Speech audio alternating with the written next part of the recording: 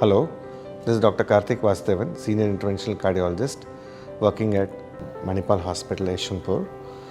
Transcatheter Aortic Valve Implantation, or what we call it as TAVI, is a percutaneous procedure wherein aortic valve is replaced without surgery.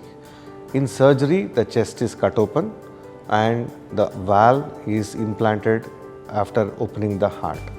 Whereas in TAVI, it is percutaneously done with the access from the femoral artery. We put in a catheter wherein the catheter goes into the left ventricle and we deliver the aortic valve through the catheter. The aortic valve is mounted on a stent. So the stent is deployed within the aortic valve and it opens up and starts functioning. TAVI is a simple procedure and the recovery is faster compared to surgery. Generally, after a TAVI procedure, patient is discharged in a day or two, whereas in surgery, you need to be in the hospital for at least a week and the recovery is almost 1 month. After a TAVI, the patient is put on very simple medications like aspirin and basic drugs like to control the blood pressure.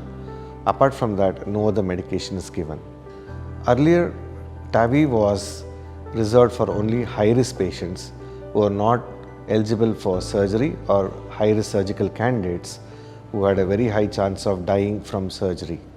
Nowadays, the technology has improved and we are doing TAVI even for intermediate risk and nowadays even for the low risk. That means to say virtually most of the cases of aortic stenosis we can do TAVI, which is the percutaneous aortic valve implantation.